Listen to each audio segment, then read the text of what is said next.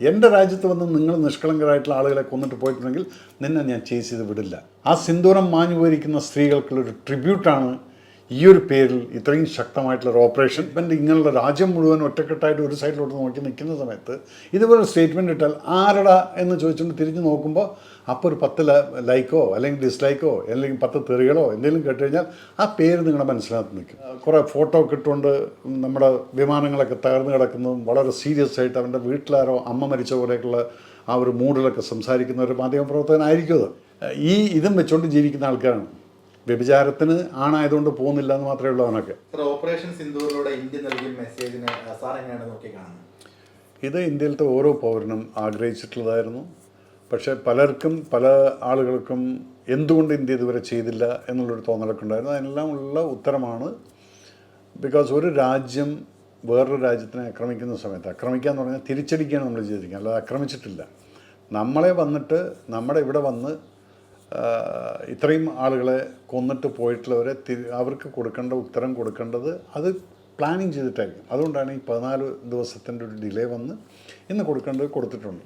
അപ്പോൾ അതാ കൊടുക്കുന്ന സമയത്തുള്ള വികാരം എന്ന് പറഞ്ഞാൽ ജനങ്ങളുടെ ആദ്യത്തെ ദിവസം നിങ്ങൾ നോക്കിക്കഴിഞ്ഞാൽ പഠിക്കണം എന്ന് പറയും. പക്ഷെ നമ്മൾ 2-3 ദിവസം കഴിയുന്ന സമയത്ത് നമ്മൾ വിൽ സ്റ്റാർട്ട് തിങ്കിങ്. പിന്നെ ആകുമ്പോഴത്തേക്ക് അത് പൊളിറ്റിക്കൽ മൈലേജിന് വേണ്ടിയിട്ട് പല പൊളിറ്റിക്കൽ പാർട്ടീസും സംസാരിക്കാൻ തുടങ്ങും. അപ്പോൾ രാജ്യത്തിൻ്റെ ഒറ്റക്കെട്ടും കാര്യങ്ങളൊക്കെ മറക്കും. പക്ഷേ ഇന്ന് തിരിച്ചഗെയിൻ നമ്മൾ രാജ്യം ഒറ്റക്കെട്ടായിരിക്കുകയാണ്. അപ്പം ആ ക്രിറ്റിസിസത്തിനൊക്കെ സൈഡ് മാറ്റിയിട്ട് അവിടെ വെച്ചിരിക്കുകയാണ്. അപ്പം അല്ലെങ്കിൽ ഇന്നിപ്പോൾ ഈ അടിച്ചിട്ടുള്ളത് കൃത്യമായിട്ട് കൊടുത്തിട്ടുണ്ട്. എന്തുകൊണ്ട് പാകിസ്ഥാൻ ഇതുവരെ റിറ്റാലിയേറ്റ് ചെയ്തില്ല അത് തന്നെ നിങ്ങൾക്ക് മനസ്സിലാവുമല്ലോ. പല പ്രൊപ്പഗണ്ടകളും നുണകളൊക്കെ പ്രചരിക്കുന്നുണ്ട്. Forget about it. നമ്മൾ കൊടുത്തിട്ടുള്ളത് ശരിയായിട്ടുള്ള മറുപടി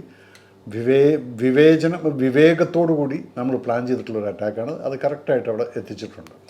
ഈ തിരിച്ചടിക്ക് ഓപ്പറേഷൻ സിന്ദൂർ എന്ന് പേര് നൽകുന്നു. വനിതാ ഓഫീസർമാർ മാധ്യമങ്ങളെ കാണുന്നു. ഈ ഭരണകൂടത്തിൻ്റെ ഈ ഒരു രീതിയെ സാർ എങ്ങനെ വിലയിരുത്തുന്നു? ഇവിടെ നമ്മൾ കാണേണ്ട ഒരു സംഭവം, മോദിജി എന്നും സ്ത്രീ ശാസ്ത്രീകരണം അല്ലെങ്കിൽ 33% പാർലമെൻറ്റിലും അവിടെ ഇതെല്ലാം അദ്ദേഹം നടപ്പാക്കിയിട്ടുണ്ട്. പറച്ചിൽ മാത്രമല്ലായിരുന്നു. ബാക്കി എല്ലാ പാർട്ടിക്കാരും പറയും, പക്ഷേ അവിടെ എല്ലാം സ്ത്രീ പ്രാധാന്യം ഇല്ലായിരുന്നു. പക്ഷെ ഇവിടുത്തെ സ്ത്രീ പ്രാധാന്യം എന്നുള്ളതല്ല, ഇവിടെ നടന്നിരിക്കുന്നത് ഈ 26 പേരിൽ കല്യാണം കഴിച്ചിട്ടുള്ള എല്ലാവരുടെയും ഭാര്യമാരെ അവരുടെ നെറ്റിയിലുള്ള സിന്ദൂരം മായ്ച്ചു കളയിപ്പിച്ചിരിക്കുന്നു.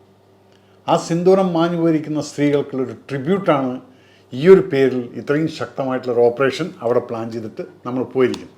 അപ്പോൾ അതുകൊണ്ട് അത് കഴിഞ്ഞിട്ട് പത്രസമ്മേളനത്തിന് വന്നിരിക്കുന്നത് ആരാണ്? ഇതുപോലുള്ള 2 ഡെയറിങ് ലേഡി ഓഫീസേഴ്സ്. അപ്പം India is showing, അല്ലെങ്കിൽ government is showing that even our ladies, the power of the sindoor is what എന്നുള്ളത് കാണിച്ചു കൊടുക്കുകയാണ് ആ ഒരു ഓപ്പറേഷൻ സിന്ദൂർ എന്നുള്ള പേരും. ശരിക്കും പറഞ്ഞാൽ I was emotional today morning. ഇന്ന് കാലത്ത് ഞാനത് കേട്ട സമയത്ത് പെട്ടെന്ന് ആലോചിക്കുന്നത് കറക്റ്റ് ഓപ്പറേഷൻ സിന്ദൂർ, ഇതിനും നല്ലൊരു പേര് ഇതിനിടാനില്ല. 26 പേര് മരിച്ചിട്ടുണ്ടെങ്കിൽ അവരുടെ ആ 26 വിധവകൾ, ഫ്രഷ് ആയിട്ടുള്ള വിധവകൾ ആയിട്ടുള്ള അവരുടെ ആ വേദന ആ മായ്ച്ചു കളഞ്ഞ സിന്ദൂരത്തിൻ്റെ പേരും കൊണ്ട് ശക്തമായിട്ട് അടിക്കാൻ പോയിരിക്കുക, അടിച്ചു വന്നിരിക്കുന്നു. അപ്പോൾ സിന്ദൂരത്തിൻ്റെ പവർ എന്താണെന്നുള്ളതും ഒരു ലേഡി പവർ എന്താണെന്നുള്ളതും കാണിച്ചു കൊടുത്തിരിക്കുകയാണ് ഈ ഓപ്പറേഷനിൽ കൂടെ ഈ ഓപ്പറേഷൻ സിന്ദൂർ എന്നുള്ള പേരിട്ടത്. അതാണ് എൻ്റെ ഒരു സന്തോഷത്തിൻ്റെ കാരണം.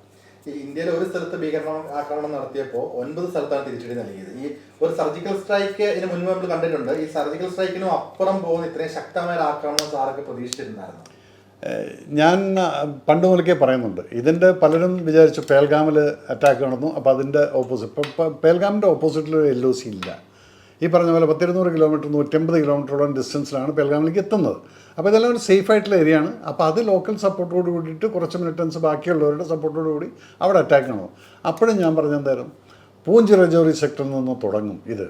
ബിക്കോസ് അതാണ് നമ്മുടെ ലോജിസ്റ്റിക് വൈസ് നോക്കിക്കഴിഞ്ഞാലും അവിടെയായിരിക്കും. അവിടുന്ന് തുടങ്ങിക്കഴിഞ്ഞാൽ താഴത്തോട്ടിങ്ങ് വരും. അപ്പം LOC വരയ്ക്ക് വരിക എന്ന് പറഞ്ഞു കഴിഞ്ഞാൽ അത് ചം സെക്ടറിൽ ജമ്മു കാശ്മീരിൻ്റെ ജമ്മുവിൽ വരയ്ക്ക് വന്നു കഴിഞ്ഞാൽ പിന്നെ LOC കഴിഞ്ഞു. LOC കഴിഞ്ഞ് കഴിഞ്ഞാൽ പിന്നീട് പോകുന്ന മുഴുവൻ ബോർഡേഴ്സാണ്. ബോർഡർ എന്ന് പറയുമ്പോൾ വാച്ച് ടവേഴ്സും BSFും എല്ലാം പ്രൊട്ടക്റ്റ് ചെയ്യുന്ന ബോർഡേഴ്സ്. അപ്പോൾ ആ ബോർഡേഴ്സിൻ്റെ ഓപ്പോസിറ്റിലും 3 ബോംബിട്ടിട്ടുണ്ട്. അതിലൊന്ന് മുൾട്ടാൻ സെക്ടറിലാണ്. മിലിറ്ററിയുടെ സ്ട്രോങ് ഏരിയയുടെ അടുത്തും കൊണ്ടുപോയിട്ട് ഒന്ന് ഇട്ട് കൊടുത്തിട്ട് പറഞ്ഞു, ഈ 3 നിങ്ങൾക്കൊരു വാണിംഗ് ആണ്. നിങ്ങൾ അവിടെ ഞങ്ങൾ ഈ 6 ക്യാമ്പ് തകർത്തിട്ടുള്ളതെന്ന് എന്തെങ്കിലും റിട്ടാലിയേഷൻ ചെയ്തു കഴിഞ്ഞാൽ വി ആർ പ്രിപ്പയർഡ്. ആ ഒരു സ്ട്രാറ്റജിക്കൽ പ്ലാനിങ് ആണ് ശരിക്കും പാകിസ്ഥാനെ ഷോക്കടിപ്പിച്ചിരിക്കുന്നത്. ഞാൻ വിചാരിച്ച ആ ഒരു LOC സെക്ടറിലുള്ളത് മാത്രമായിരുന്നു. പക്ഷേ ഇപ്പുറത്തുള്ളത് it's a brilliant move, brilliant ത്രെട്ടല്ല, warning. Don't ever dare to look at us. നമ്മളെ ഇനി നീ നോക്കാൻ പോലും ധൈര്യപ്പെടരുത്. ഇതാണ് ആ ഒരു വാണിംഗ് കൂടെ.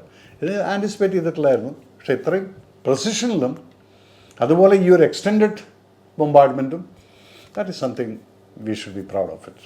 ഈ സിവിലിയന്മാരെ ഒഴിവാക്കി ഭീകര കേന്ദ്രങ്ങളിൽ തീവ്രവാദികളെ മാത്രമാണ് ഇന്ത്യ ലക്ഷ്യമിട്ടത്. അത് ഒരുപക്ഷെ പാകിസ്ഥാൻ പക്ഷെ തിരിച്ച് ചെയ്യുന്നത് തിരിച്ചാണ്. ഈ ഒരു അന്താരാഷ്ട്ര സമൂഹത്തിന് ഭാവിയിൽ ഒരു കുറ്റവും ചൂണ്ടിക്കാണിക്കാൻ പറ്റാത്ത രീതിയിലൊരു ആക്രമണത്തിന്റെ ഒരു പ്ലാനിങ് ആയിരുന്നു ഇത്.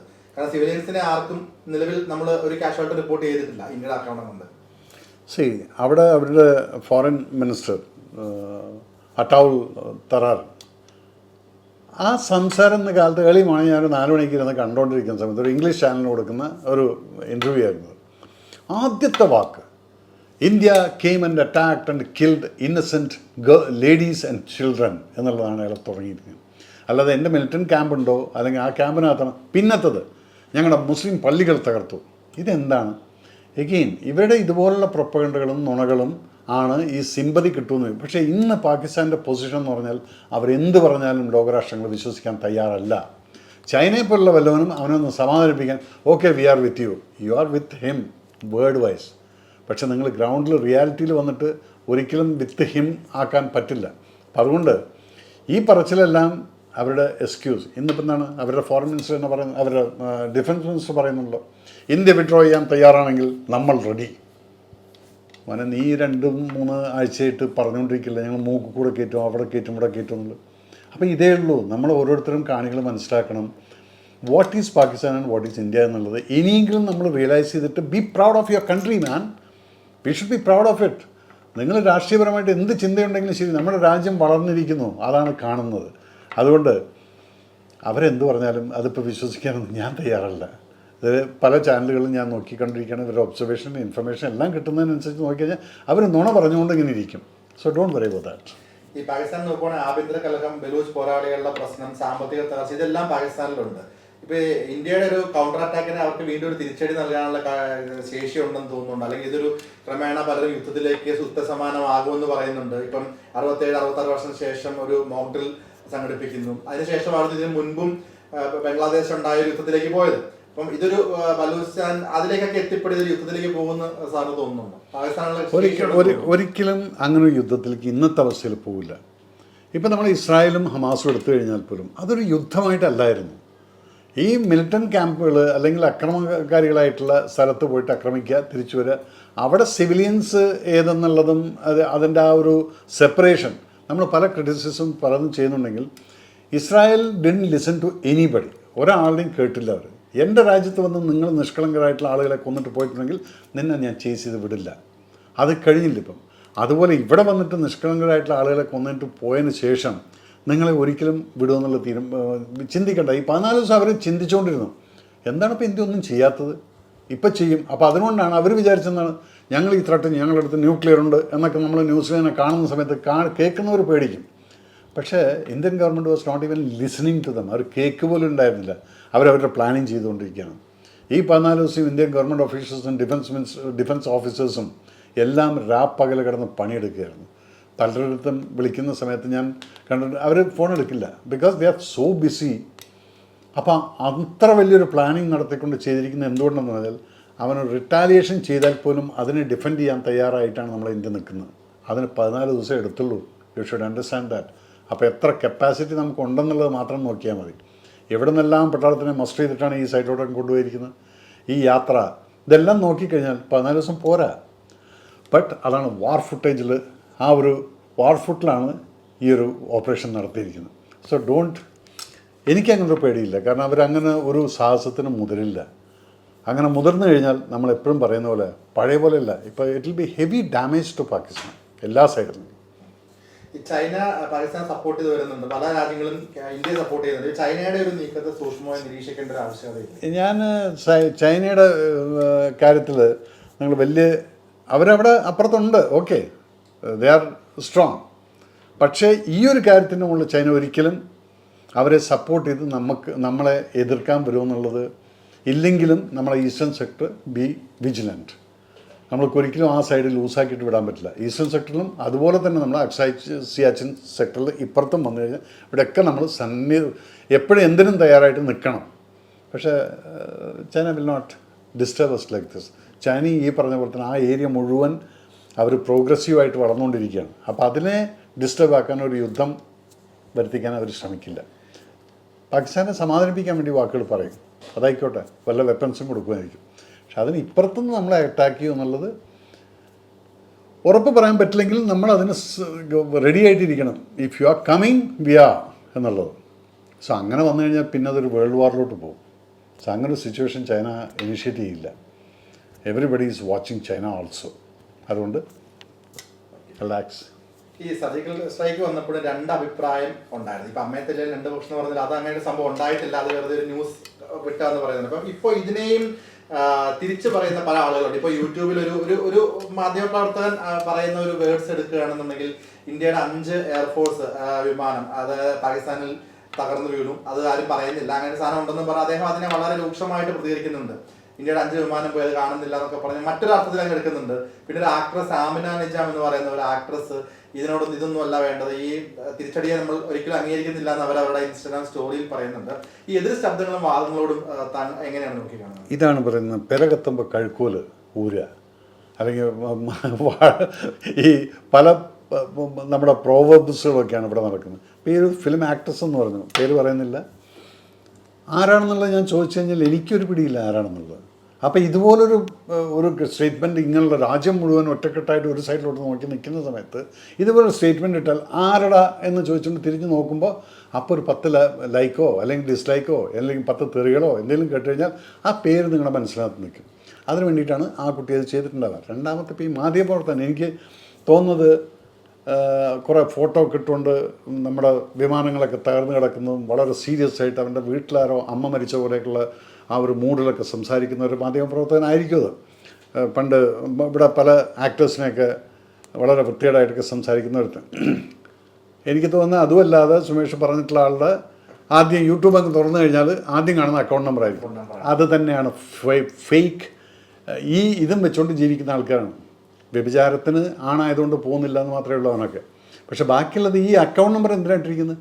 എൻ്റെ ചാനലിപ്പം പോയിട്ട് അർണവ് ഗോസ്വാമി ചാനലാവും, അതുകൊണ്ട് നിങ്ങളെല്ലാം പൈസ ഇട്ടോ, നിങ്ങൾക്ക് അതിൻ്റെ പ്രോഫിറ്റ് കിട്ടും.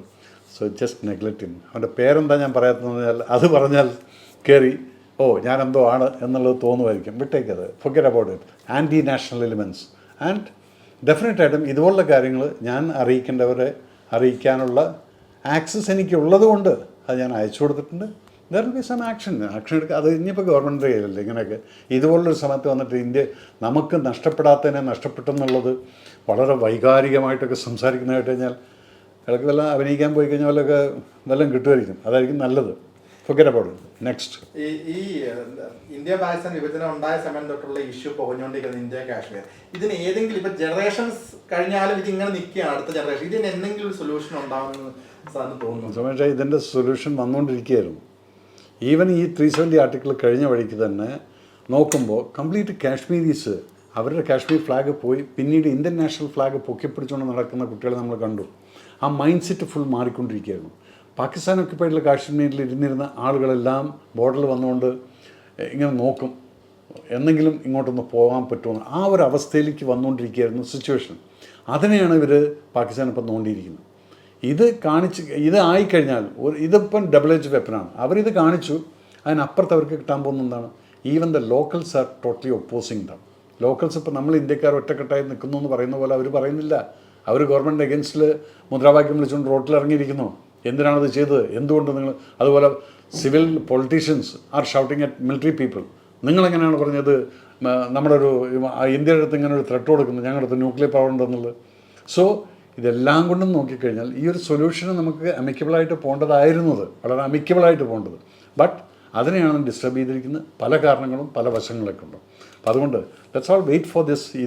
ഒന്ന് ഡൈഡൗൺ ചെയ്ത് കഴിഞ്ഞാൽ പിന്നെയും നമ്മൾ അതേ പ്രോസസ്സ് കൊണ്ട് പോയിട്ട് നമുക്ക് പ്രാർത്ഥിക്കാം, സന്തോഷത്തോടു കൂടി ജീവിക്കാൻ പറ്റും എന്നുള്ളത്. നമുക്കില്ലെങ്കിൽ നമ്മുടെ പേരക്കുട്ടികൾക്കെങ്കിലും അങ്ങനെയുള്ളൊരു ഇന്ത്യ കാണാൻ, ഇന്ത്യയും പാകിസ്ഥാനും കാണാൻ പറ്റുമെന്നുള്ളൊരു ആഗ്രഹമുണ്ട്. ആഗ്രഹിക്കാനല്ലേ പറ്റുള്ളൂ. അങ്ങനെ വരട്ടെ എന്ന് ആശംസിക്കുന്നു. God bless you all. Jai Hind.